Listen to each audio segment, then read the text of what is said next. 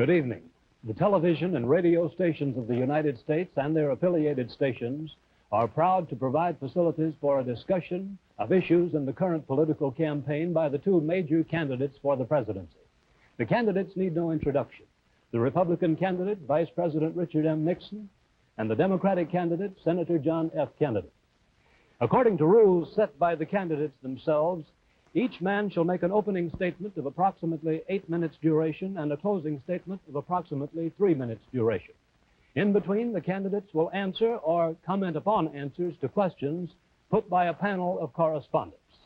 In this, the first discussion in a series of 4 joint appearances, the subject matter has been agreed will be restricted to internal or domestic American matters. And now for the first opening statement by Senator John F. Kennedy. Smith, Nixon. In the election of 1860, Abraham Lincoln said the question was whether this nation could exist half slave or half free. In the election of 1960, and with the world around us, the question is whether the world will exist half slave or half free, whether it will move in the direction of freedom, in the direction of the road that we are taking, or whether it will move in the direction of slavery. I think it will depend in great measure upon what we do here in the United States, that we build, on the kind of strength that we maintain. We discussed tonight domestic issues, but I would not want that to be any implication to be given that this does not involve directly our struggle with Mr. Khrushchev for survival. Mr. Khrushchev is in New York, and he maintains the communist offensive throughout the world because of the productive power of the Soviet Union itself. The Chinese communists have always had a large population, but they are important and dangerous now because they are mounting a major effort within their own country. The kind of country we have here, the kind of society we have, the kind of strength we build in the United States will be the defense of freedom. If we do well here, if we meet our obligations, if we're moving ahead, then I think freedom will be secure around the world. If we fail, then freedom fails. Therefore, I think the question before the American people is, are we doing as much as we can do? Are we as strong as we should be? Are we as strong as we must be if we're going to maintain our independence? And if we're going to maintain and hold out the hand of friendship to those who look to us for assistance, to those who look to us for survival? I should make it very clear that I do not think we're doing enough, that I am not satisfied as an American with the progress that we are making. This is a great country, but I think it could be a greater country. And this is a powerful country, but I think it could be a more powerful country. I'm not satisfied to have 50% of our steel mill capacity unused. I'm not satisfied when the United States had last year the lowest rate of economic growth of any major industrialized society in the world, because economic growth means strength and vitality. It means we're able to sustain our defenses. It means we're able to meet our commitments abroad. I'm not satisfied when we have over $9 billion worth of food, some of it rotting, even though there is a hungry world, and even though 4 million Americans wait every month for a food package from the government, which averages 5 cents a day per individual. I saw cases in West Virginia, here in the United States, where children took home part of their school lunch in order to feed their families, because I don't think we're meeting our obligation towards these Americans. I'm not satisfied when the Soviet Union is turning out twice as many scientists and engineers as we are. I'm not satisfied when many of our teachers are inadequately paid, or when our children go to school part-time shifts. I think we should have an educational system second to none. I'm not satisfied when I see men like Jimmy Hoffa in charge of the largest union in the United States, still free. I'm not satisfied when we are failing to develop the natural resources of the United States to the fullest. Here in the United States, which developed the Tennessee Valley and which built the Grand Coulee and the other dams in the northwest United States, at the present rate of hydropower production, and that is the hallmark of an industrialized society, the Soviet Union by 1975 will be producing more power than we are. These are all the things, I think, in this country that can make our society strong or can mean that it stands still. I'm not satisfied until every American enjoys his full constitutional rights. If a Negro baby is born, and this is true also of Puerto Ricans and Mexicans in some of our cities, he has about 1/2 as much chance to get through high school as a white baby. He has 1/3 as much chance to get through college as a white student. He has about 1/3 as much chance to be a professional man, about 1/2 as much chance to own a house. He has about 4 times as much chance that he'll be out of work in his life as the white baby. I think we can do better. I don't want the talents of any American to go to waste. I know that there are those who say that we want to turn everything over to the government. I don't at all. I want the individuals to meet their responsibilities. And I want the states to meet their responsibilities. But I think there is also a national responsibility. The argument has been used against every piece of social legislation in the last 25 years. The people of the United States individually could not have developed the Tennessee Valley. Collectively, they could have. A cotton farmer in Georgia, or a peanut farmer, or a dairy farmer in Wisconsin or Minnesota, he cannot protect himself against the forces of supply and demand in the marketplace, but working together in effective governmental programs, he can do so. 17 million Americans who live over 65 on an average Social Security check of about $78 a month. They're not able to sustain themselves individually, but they can sustain themselves through the Social Security system. I don't believe in big government, but I believe in effective governmental action. And I think that's the only way that the United States is going to maintain its freedom. It's the only way that we're going to move ahead. I think we can do a better job. I think we're going to have to do a better job if we are going to meet the responsibilities which time and events have placed upon us. We cannot turn the job over to anyone else. If the United States fails, then the whole cause of freedom fails. And I think it depends in great measure on what we do here in this country. The reason Franklin Roosevelt was a good neighbor in Latin America was because he was a good neighbor in the United States. Because they felt that the American society was moving again. I want us to recapture that image. I want people in Latin America and Africa and Asia to start to look to America, to see how we're doing things, to wonder what the President of the United States is doing, and not to look at Khrushchev or look at the Chinese communists. That is the obligation upon our generation. In 1933, Franklin Roosevelt said in his inaugural that this generation of Americans has a rendezvous with destiny. I think our generation of Americans has the same rendezvous.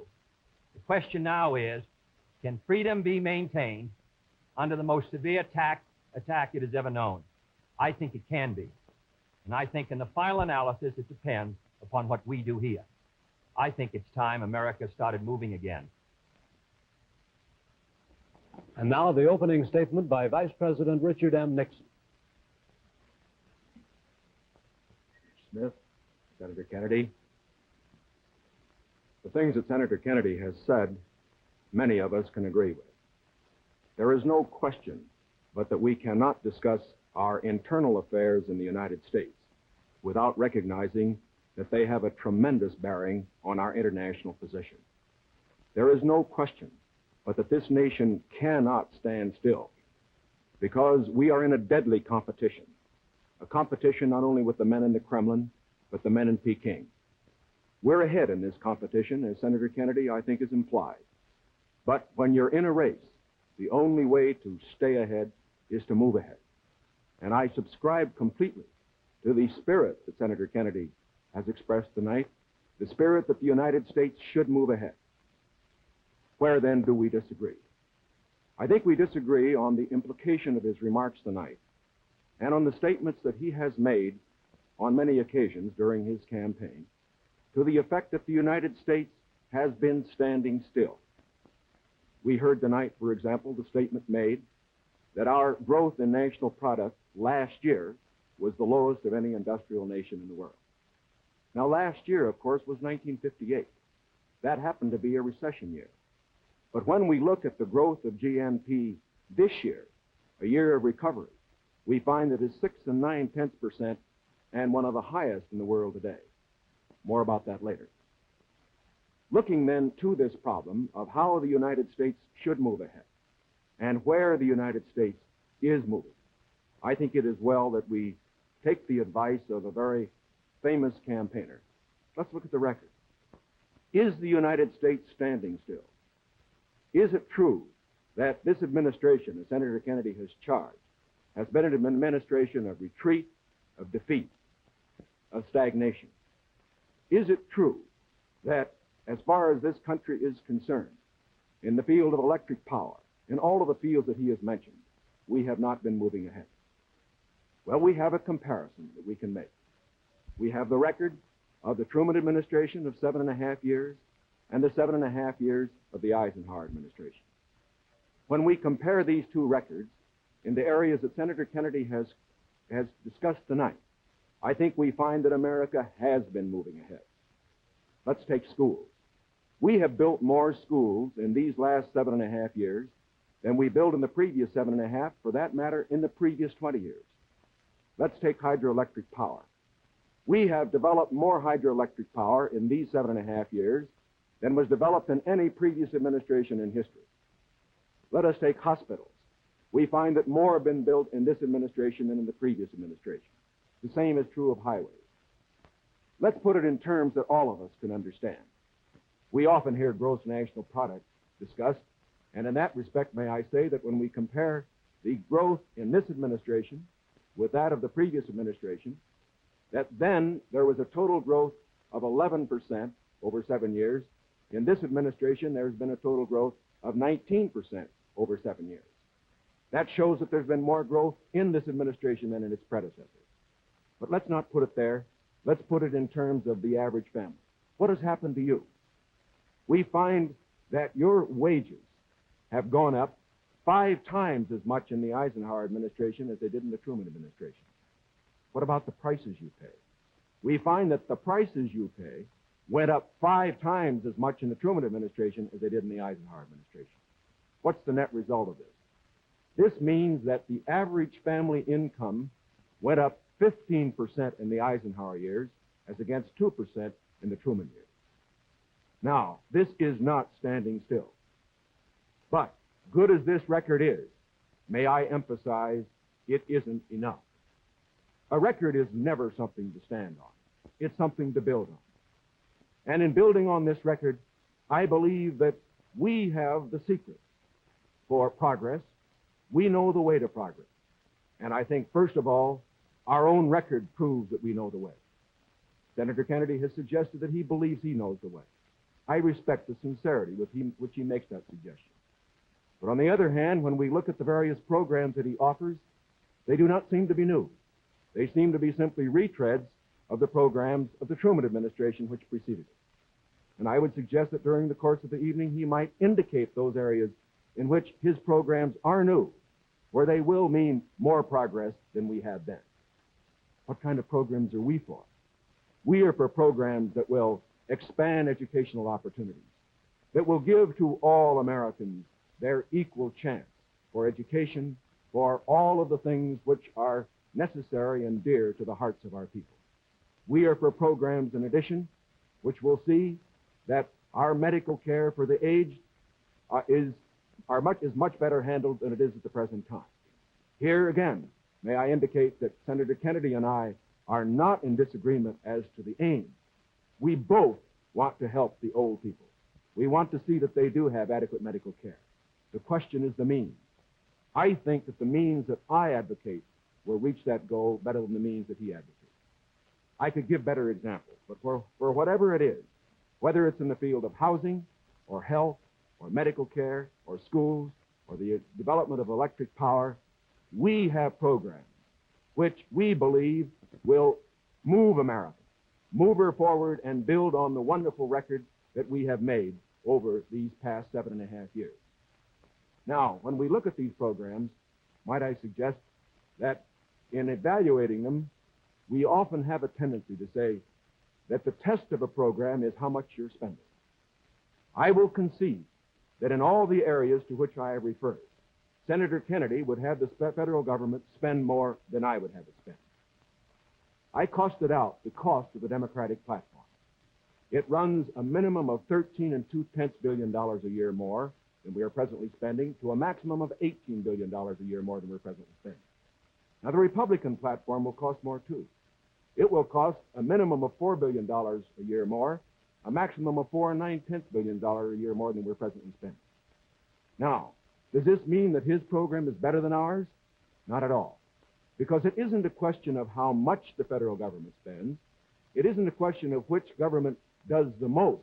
It's a question of which administration does the right thing. And in our case, I do believe that our programs will stimulate the creative energies of 180 million free Americans.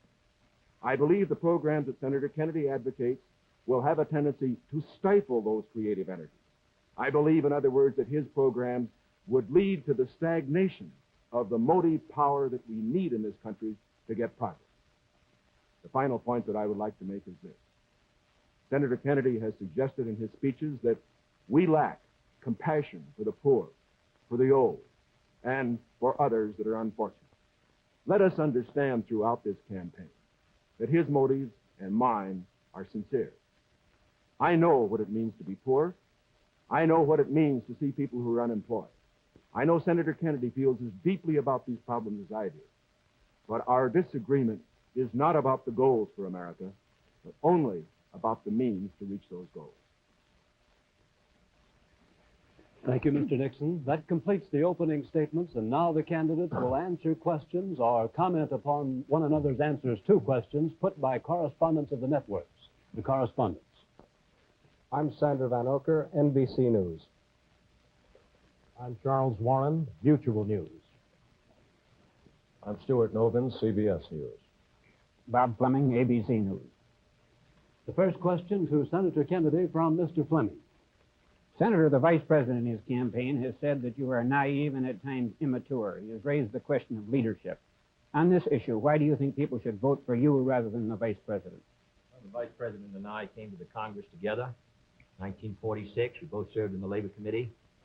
I've been there now for 14 years, the same period of time that he has.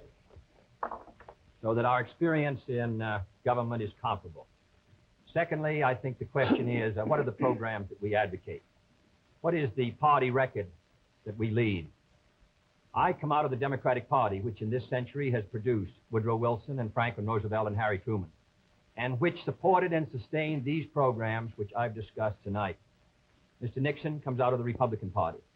He was nominated by it.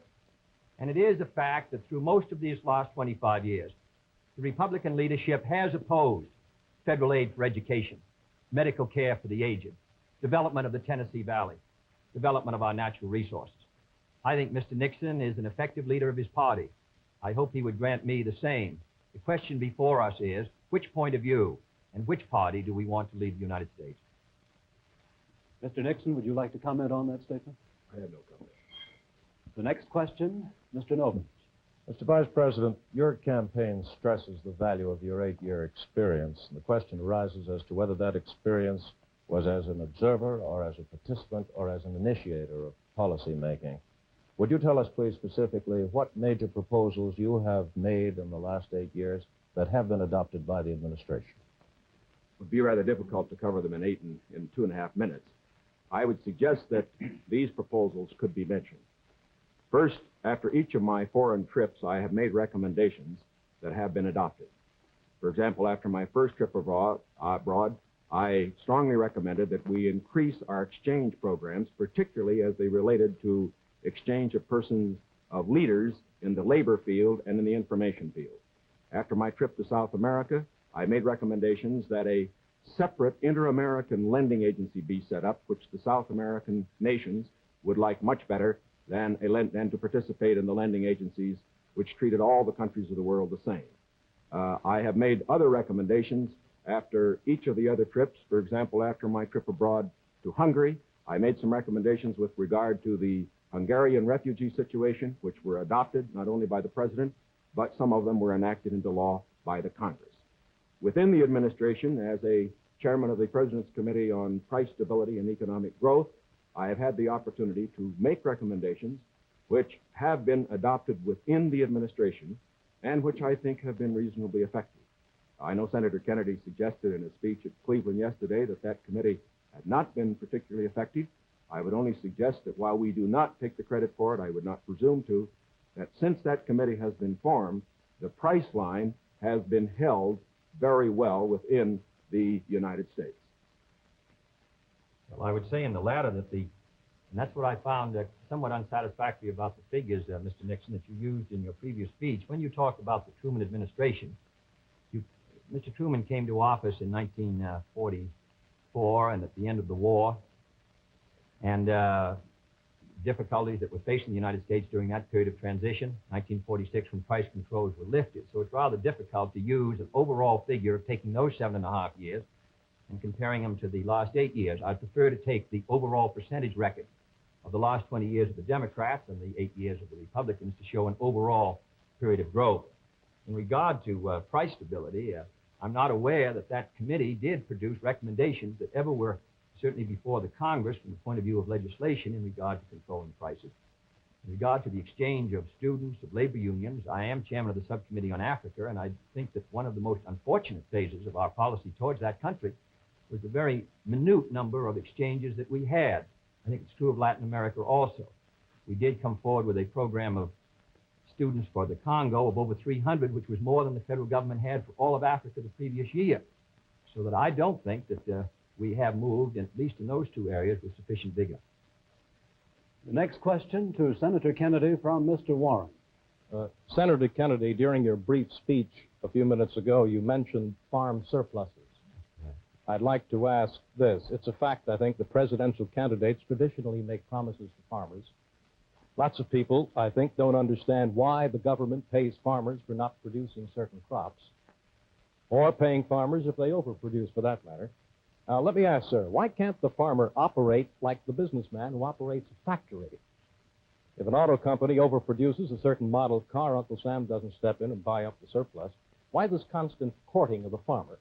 Well, because I think that if the federal government moved out of the program and withdrew its support, then I think you would have complete economic chaos. The farmer plants in the spring and harvests in the fall. There are hundreds of thousands of them. They're not able to control their market very well. They bring their crops in or their livestock in, many of them about the same time. They have only a few purchasers that buy their milk or their hogs, few large companies in many cases, and therefore the farmer is not in a position to bargain very effectively in the marketplace. I think the experience of the 20s has shown what a free market could do to agriculture. And if the agricultural economy collapses, then the economy of the rest of the United States sooner or later will collapse. The farmers are the #1 market for the automobile industry of the United States. The automobile industry is the #1 market for steel. So if the farmer's economy continues to decline as sharply as it has in recent years, then I think you would have a recession in the rest of the country. So I think the case for the government intervention is a good one. Secondly, my objection to present farm policy is that there are no effective controls to bring supply and demand into better balance. The dropping of the support price in order to limit production does not work. And we now have the highest surpluses, $9 billion worth. We've had a higher tax load from the Treasury for the farmer in the last few years with the lowest farm income in many years. I think that this farm policy has failed. And my judgment, the only policy that will work will be for effective supply and demand to be in balance. And that can only be done through governmental action. I therefore suggest that in those basic commodities which are supported, that the federal government, after endorsement by the farmers in that commodity, attempt to bring supply and demand into balance. Attempt effective production controls so that we won't have that 5 or 6% surplus which breaks the price 15 or 20%. I think Mr. Benson's program has failed. And I must say, after reading the Vice President's speech before the farmers as he read mine, I don't believe that it's very much different from Mr. Benson. I don't think it provides effective governmental controls. I think the support prices are tied to the average market price of the last 3 years, which was Mr. Benson's theory. I therefore do not believe that this is a sharp enough breach with the past to give us any hope of success for the future. Mr. Nixon, comment? I, of course, disagree with Senator Kennedy insofar as his suggestion as to what should be done on the farm program. He has made the suggestion that what we need is to move in the direction of more government controls, a suggestion that would also mean raising prices that the consumers pay for products and imposing upon the farmers controls on acreage even far more than they have today. I think this is the wrong direction. I don't think this has worked in the past. I do not think it will work in the future. The program that I have advocated is one which departs from the present program that we have in this respect. It recognizes that the government has a responsibility to get the farmer out of the trouble he presently is in because the government got him into it. And that's the fundamental reason why we can't let the farmer go by himself at the present time. The farmer produced these surpluses because the government asked him to through legislation during the war. Now that we have these surpluses, it's our responsibility to indemnify the farmer during that period that we get rid of the surpluses. Until we get the surpluses off the farmer's back, however, we should have a program, such as I announced, which will see that farm income holds up. But I would propose holding that income up, not through a type of program that Senator Kennedy has suggested that would raise prices, but one that would indemnify the farmer, pay the farmer in kind from the products which are in surplus. The next question to Vice President Nixon from Mr. Van Oker. Mr. Vice President, since the question of executive leadership is a very important campaign issue, I'd like to follow Mr. Noven's question. Now, Republican campaign slogans, you see them on signs around the country as we did last week, say, it's experience that counts. That's over a picture of yourself, sir, implying that you've had more governmental executive decision-making experience than your opponent. Now, in his news conference on August 24th, President Eisenhower was asked to give one example of a major idea of yours that he adopted. His reply was, and I'm quoting, "If you give me a week, I might think of one. I don't remember." Now, that was a month ago, sir, and the President hasn't brought it up since. And I'm wondering, sir, if you can clarify which version is correct, the one put out by Republican campaign leaders or the one put out by President Eisenhower? Well, I would suggest, Mr. Van Oker, that if you know the President, that was probably a facetious remark. I would also suggest that insofar as his statement is concerned, that I think it would be improper for the President of the United States to disclose the instances in which members of his official family had made recommendations, as I have made them through the years, to him which he has accepted or rejected. The President has always maintained, and very properly so, that he is entitled to get what advice he wants from his cabinet and from his other advisors without disclosing that to anybody, including, as a matter of fact, to Congress. Now, I can only say this. Through the years, I have sat in the National Security Council. I have been in the cabinet. I have met with the legislative leaders. I have met with the President when he made the great decisions with regard to Lebanon, Kimoy Matsu, other matters. The President has asked for my advice. I have given it. Sometimes my advice has been taken. Sometimes it is not. I do not say that I have made the decision.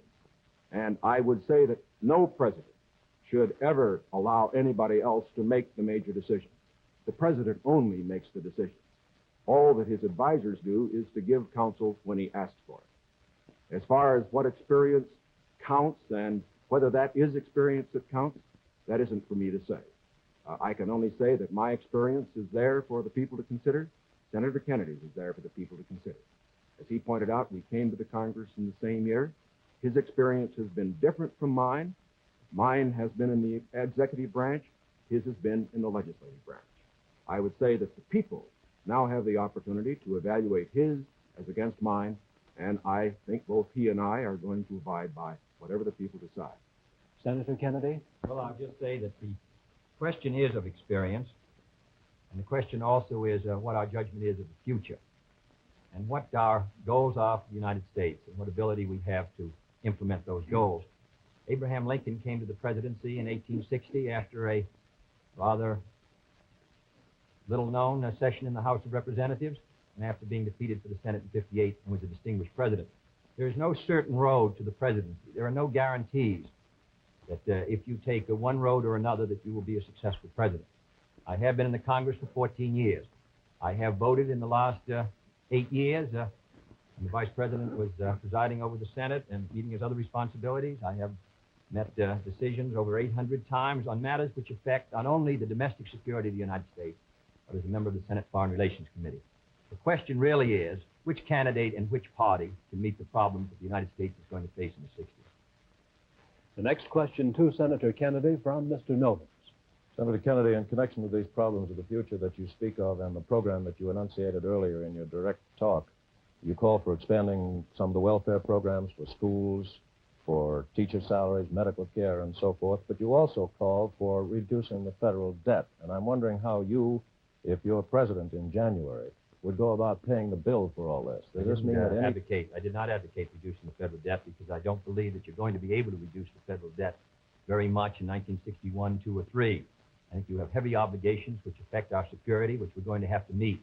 And therefore, I've never suggested we should be able to retire the debt substantially or even at all in 1961 or 2. Senator, I believe in one of your speeches No, you never. suggested that reducing the interest rate would help toward... No, not reducing the interest. Reducing the interest rate, in my judgment, the hard money, tight money policy, fiscal policy of this administration has contributed to the slowdown in our economy, which helped bring the recession of 54, which made the recession of 58 rather intense, and which has slowed somewhat our economic activity in 1960. What I have talked about, however, the kind of programs that I talked about, in my judgment, are fiscally sound. Medical care for the aged, I would put under Social Security. The Vice President and I disagree on this. The program, the Javits-Nixon or the Nixon-Javits program, would have cost, if fully used, $600 million by the government per year and $600 million by the states. The program which I advocated, which failed by 5 votes in the United States Senate, would have put medical care for the aged in Social Security and would have been paid for through the Social Security system and the Social Security tax. Secondly, I support federal aid to education and federal aid for teachers' salaries. I think that's a good investment.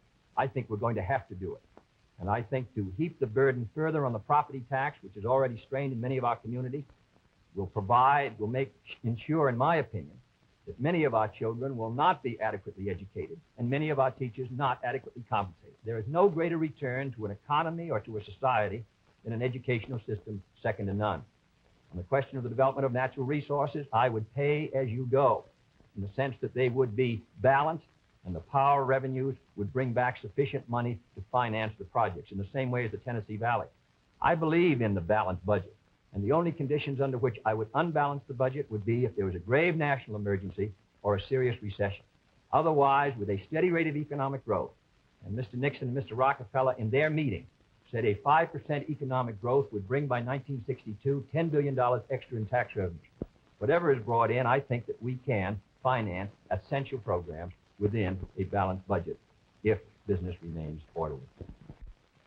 Yes, I think what Mr. Novin was referring to was not one of Senator Kennedy's speeches, but the Democratic platform, which did mention cutting the national debt. I think, too, that it should be pointed out that, of course, it is not possible, particularly under the proposals that Senator Kennedy has advocated, either to cut the national debt or to reduce taxes. As a matter of fact, it will be necessary to raise taxes. As Senator Kennedy points out, that as far as his one proposal is concerned, the one for medical care for the aged, that would be financed out of Social Security. That, however, is raising taxes for those who pay Social Security. He points out that he would make pay-as-you-go be the basis for our natural resources development. For our natural resources development, which I also support incidentally, however, whenever you appropriate money for one of these projects, you have to pay now and appropriate the money, and while they eventually do pay out, it doesn't mean that the government doesn't have to put out the money this year. And so I would say that in all of these proposals Senator Kennedy has made, they will result in one of two things. Either he has to raise taxes or he has to unbalance the budget. If he unbalances the budget, that means you have inflation, and that will be, of course, a very cruel blow to the very people, the older people that we've been talking about. As far as aid for school construction is concerned, I favor that, as Senator Kennedy did in January of this year, when he said he favored that rather than aid to teacher salaries. I favor that because I believe that's the best way to aid our schools without running any risk whatever of the federal government telling our teachers what to teach. The next question to Vice President Nixon from Mr. Warren. Mr. Vice President, you mentioned schools. It was just yesterday, I think you asked for a crash program to raise education standards. And this evening you talked about advances in education. Mr. Vice President, you said it was back in 1957 that salaries paid to school teachers were nothing short of a national disgrace. Higher salaries for teachers, you added, were important, and if the situation wasn't corrected, it would lead to a national disaster. Yet you refused to vote in the Senate in order to break a tie vote when that single vote, if it had been yes, would have granted salary increases to teachers. I wonder if you could explain that, sir. Awfully glad you got that question because, as you know, I got into it at the last, and my other question wasn't able to complete the argument.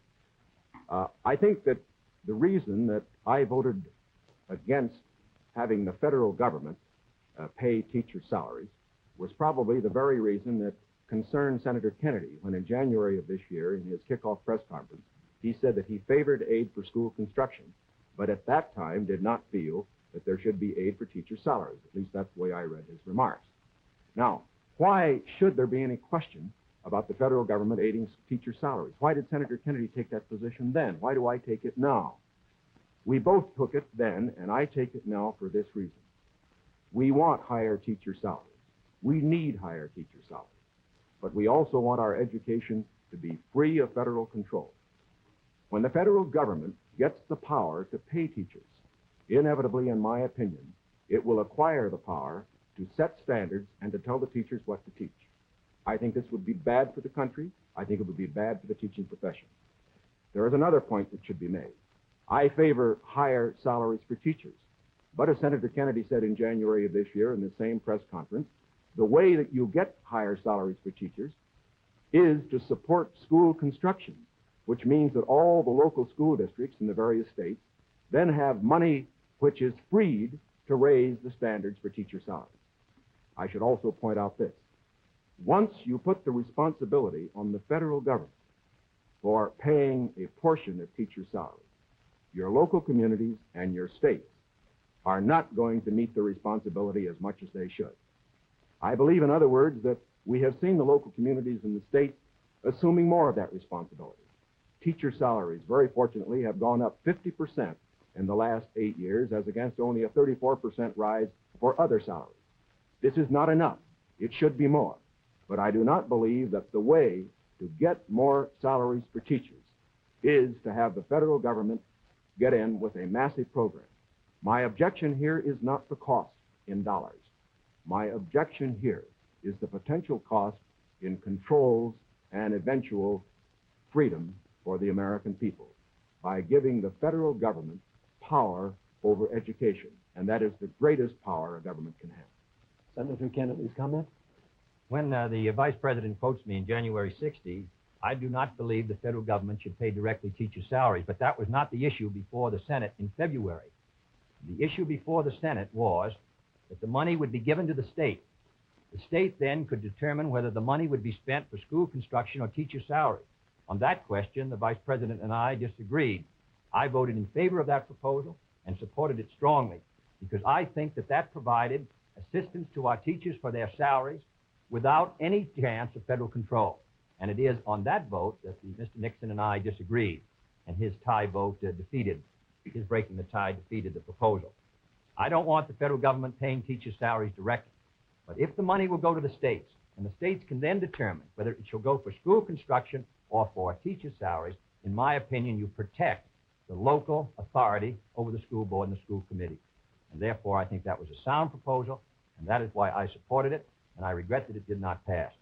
Secondly, there have been statements made that the Democratic platform would cost a good deal of money and that I'm in favor of unbalancing the budget. That is wholly wrong, wholly in error, and it is a fact that in the last 8 years, the Democratic Congress has reduced the request for the appropriation by over $10 billion. That is not my view, and I think it ought to be stated very clearly on the record. My view is that you can do these programs, and they should be carefully drawn within a balanced budget if our economy is moving ahead. The next question to Senator Kennedy from Mr. Van Oker. Senator, you've been promising the voters that if you are elected president, you'll try and push through Congress bills on medical aid to the aged, a comprehensive minimum hourly wage bill, federal aid to education. Now, in the August post-convention session of the Congress, when you at least held up the possibility you could one day be president, and when you had overwhelming majorities, especially in the Senate, you could not get action on these bills. Now, how do you feel that you'll be able to get them in January if you weren't able to get them in August? If I may take the bills, we did pass in the Senate a bill to provide a $1.25 minimum wage. It failed because the House did not pass it, and the House failed by 11 votes. And I might say that 2/3 of the Republicans in the House voted against a $1.25 minimum wage, and a majority of the Democrats sustained it. Nearly 2/3 of them voted for the $1.25. We were threatened by a veto if we passed $1.25. It's extremely difficult, with the great power that the president does, to pass any bill when the president is opposing. All the president needs to sustain his veto of any bill is 1/3 plus 1 in either the House or the Senate. Secondly, we passed a federal aid to education bill in the Senate. It failed to come to the floor of the House of Representatives. It was killed in the Rules Committee. And it is a fact in the August session that the 4 members of the Rules Committee who were Republicans, joining with 2 Democrats, voted against sending the aid to education bill to the floor of the House. 4 Democrats voted for it. Every Republican on the Rules Committee voted against sending that bill to be considered by the members of the House of Representatives. Thirdly, on medical care for the aged. This is the same fight that's been going on for 25 years in Social Security. We wanted to tie it to Social Security. We offered an amendment to do so. 44 Democrats voted for it. 1 Republican voted for it. And we were informed at the time it came to a vote that if it was adopted, the President of the United States would veto it. In my judgment, a vigorous Democratic president, supported by a Democratic majority in the House and Senate, can win the support for these programs. But if you send a Republican president and a Democratic majority, and the threat of a veto hangs over the Congress, in my judgment, you will continue what happened in the August session, which is a clash of parties and inaction. Mr. Nixon, comment? Well, obviously, my views are a little different. First of all, I don't see how it's possible for a 1/3 of a body, such as the Republicans have in the House and the Senate, to stop 2/3 if the 2/3 are adequately led. I would say, too, that when Senator Kennedy refers to the action of the House Rules Committee, there are 8 Democrats on that committee and 4 Republicans. It would seem to me, again, that it is very difficult to blame the 4 Republicans for the 8 Democrats not getting something through that particular committee. I would say further that to blame the President and his veto power for the inability of the Senator and his colleague to get action in this special session misses the mark. When the President exercises his veto power, he has to have the people behind him, not just 1/3 of the Congress. Because let's consider it. If the majority of the members of the Congress felt that these particular proposals were good issues, the majority of those who were Democrats, why didn't they pass them and send to the President and get a veto and have an issue? The reason why these particular bills in these various fields that have been mentioned were not passed was not because the President was against them. It was because the people were against them. It was because they were too extreme. And I am convinced that the alternate proposals that I have, that the Republicans have in the field of health, in the field of education, in the field of welfare, because they are not extreme, because they will accomplish the end without too great cost in dollars or in freedom, that they could get through the next Congress. The next question to Vice President Nixon from Mr. Fleming. Mr. Vice President, do I take it then you believe that you could work better with Democratic majorities in the House and Senate, and Senator Kennedy could work with Democratic majorities in the House and Senate? I would say this, that we, of course, expect to pick up some seats in both in the House and the Senate. We would hope to control the House, to get a majority in the House in this election. We cannot, of course, control the Senate. I would say that a president will be able to lead. A president will be able to get his program through to the effect that he has the support of the country, the support of the people.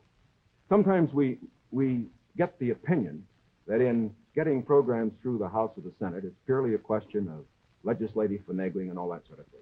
It isn't really that. Whenever a majority of the people are for a program, the House and the Senate responds to it.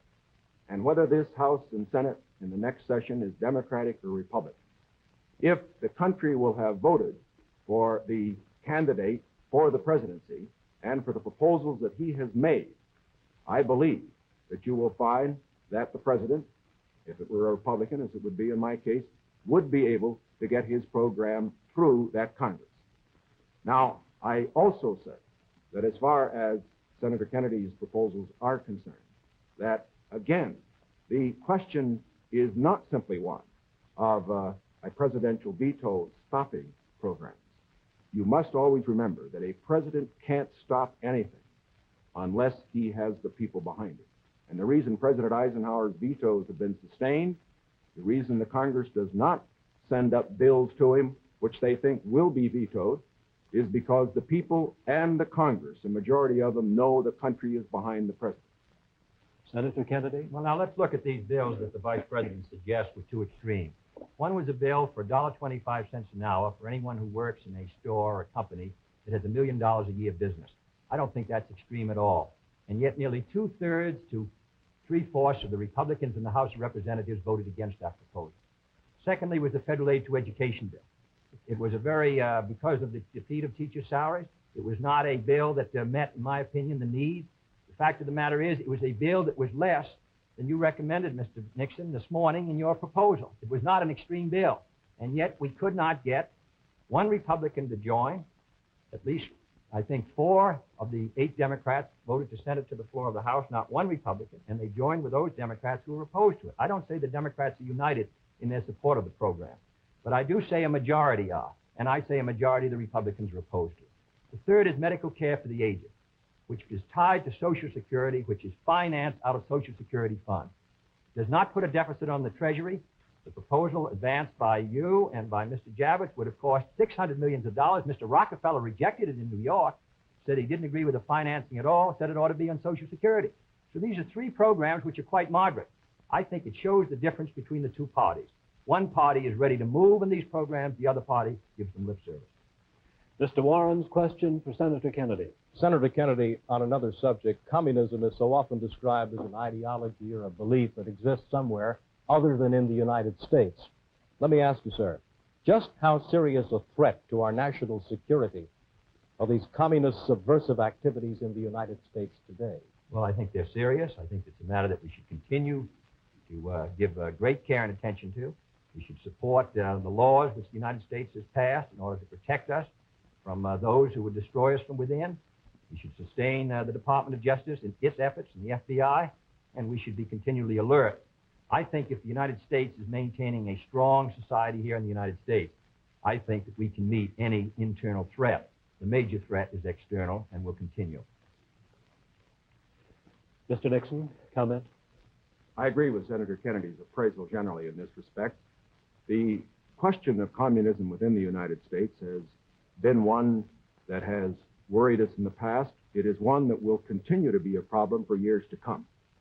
We have to remember that the Cold War that Mr. Khrushchev is waging and his colleagues are waging is waged all over the world, and it's waged right here in the United States. That's why we have to continue to be alert. It is also essential in being alert that we be fair. Fair because by being fair, we uphold the very freedoms that the communists would destroy. We uphold the standards of conduct which they would never follow. And in this connection, I think that we must look to the future, having in mind the fact that we fight communism at home, not only by our laws to deal with communists, the few who do become communists and the few who do become fellow travelers, but we also fight communism at home by moving against those various injustices which exist in our society, which the communists feed upon. And in that connection, I again would say, that while Senator Kennedy says we are for the status quo, I do believe that he would agree that I am just as sincere in believing that my proposals for federal aid to education, my proposals for health care, are just as sincerely held as his. The question, again, is not one of goals. We're for those goals. It's one of means. Mr. Van Oker's question for Vice President Nixon. Mr. Vice President, in one of your earlier statements, you said, we've moved ahead, we've built more schools, we've built more hospitals.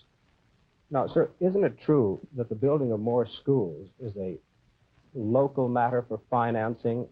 Were you claiming that the Eisenhower administration was responsible for the building of these schools, or is it the local school districts that provide for them? Not at all.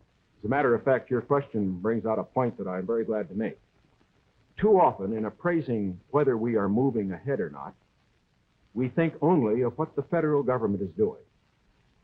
Now, that isn't the test of whether America moves. The test of whether America moves is whether the federal government, plus the state government, plus the local government, plus the biggest segment of all, individual enterprise, moves. We have, for example, a gross national product of approximately $500 billion. Roughly $100 billion to $125 billion of that is the result of government activity. $400 billion, approximately, is the result of what individuals do. Now, the reason the Eisenhower administration has moved, the reason that we've had the funds, for example, locally, to build the schools and the hospitals and the highways, to make the progress that we have, is because this administration has encouraged individual enterprise.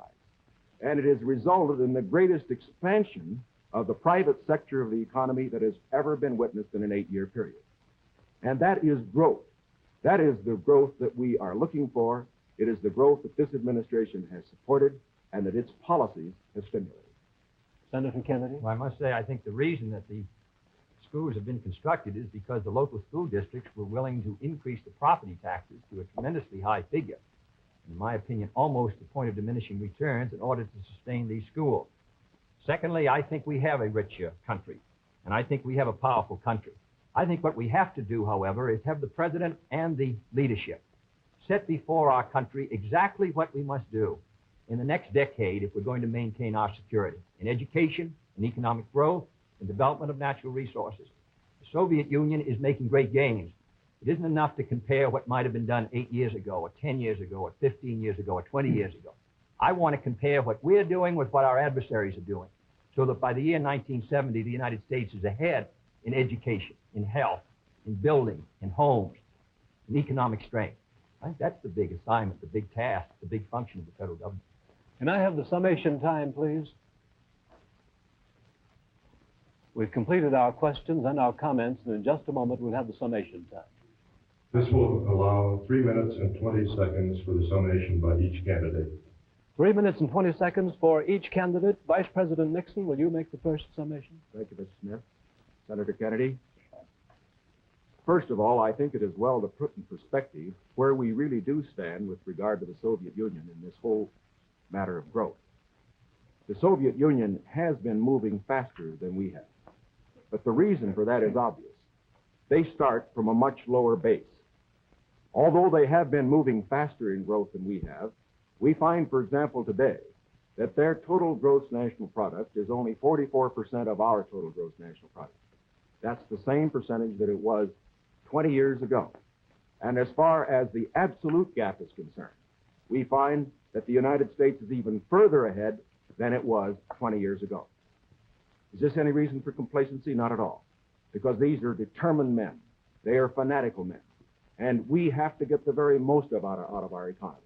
I agree with Senator Kennedy completely on that scope. Where we disagree is in the means that we would use to get the most out of our economy. I respectfully submit that Senator Kennedy too often would rely too much on the federal government, on what it would do to solve our problems, to stimulate growth.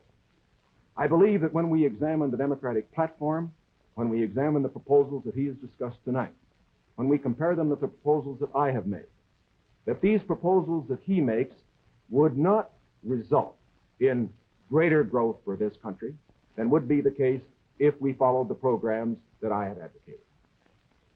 There are many of the points that he has made that I would like to comment upon. The one in the field of health is worth mentioning. Our health program, the one that Senator Javits and other Republican senators, as well as I, supported, is one that provides for all people over 65 who want health insurance the opportunity to have it if they want it. It provides a choice of having either government insurance or private insurance. But it compels nobody to have insurance who does not want it. His program under Social Security would require everybody who had Social Security to take government health insurance whether he wanted it or not. And it would not cover several million people who are not covered by Social Security at all. Here is one place where I think that our program does a better job than his. The other point that I would make is this. This downgrading of how much things cost, I think many of our people will understand better when they look at what happened during the Truman administration, when the government was spending more than it took in. We found savings over a lifetime eaten up by inflation. We found the people who could least afford it, people on retired incomes, people on fixed incomes, we found them unable to meet their bills at the end of the month. It is essential that a man who's president of this country certainly stand for every program that will mean for growth. And I stand for programs that will mean growth and progress. But it is also essential that he not allow a dollar spent that could be better spent by the people themselves. Senator Kennedy, your conclusion? The point was made by Mr. Nixon that the Soviet production is only 44% of ours. I must say that 44% in that Soviet country is causing us a good deal of trouble tonight. I want to make sure that it stays in that relationship. I don't want to see the day when it's 60% of ours and 70 and 75 and 80 and 90% of ours, with all the force and power that it could bring to bear in order to cause our destruction. Secondly, the Vice President mentioned medical care for the aged. Our program was an amendment to the Kerr bill. The Kerr bill provided assistance to all those who were not on Social Security. I think it's a very clear contrast. 1935, when the Social Security Act was written, 94 out of 95 Republicans voted against it. Mr. Landon ran in 1936 to repeal it. In August of 1960, when we tried to get it again, but this time for medical care, we received the support of one Republican in the Senate on this occasion. Thirdly, I think the question before the American people is, as they look at this country and as they look at the world around them, the goals are the same for all Americans. The means are at question. The means are at issue. If you feel that everything that is being done now is satisfactory, that the relative power and prestige and strength of the United States is increasing in relation to that of the communists, that we are gaining more security, that we are achieving everything as a nation that we should achieve, that we're achieving a better life for our citizens and greater strength, then I agree. I think you should vote for Mr. Nixon. But if you feel that we have to move again in the 60s, that the function of the president is to set before the people the unfinished business of our society, as Franklin Roosevelt did in the 30s, the agenda for our people, what we must do as a society to meet our needs in this country and protect our security and help the cause of freedom. As I said at the beginning, the question before us all, that faces all Republicans and all Democrats, is, can freedom in the next generation conquer, or are the communists going to be successful? That's the great issue. And if we meet our responsibilities, I think freedom will conquer. If we fail to move ahead, if we fail to develop sufficient military and economic and social strength here in this country, then I think that the tide could begin to run against us. And I don't want historians 10 years from now to say, these were the years when the tide ran out for the United States. I want them to say, these were the years when the tide came in. These were the years when the United States started to move again. That's the question before the American people, and only you can decide what you want this country to be, what you want to do with the future. I think we're ready to move, and it is to that great task, if we're successful, that we will address ourselves. Thank you very much, gentlemen. This hour has gone by all too quickly. Thank you very much for permitting us to present the next President of the United States on this unique program. I've been asked by the candidates to thank the American networks and the affiliated stations for providing time and facilities for this joint appearance. Other debates in this series will be announced later and will be on different subjects. This is Howard K. Smith. Good night from Chicago.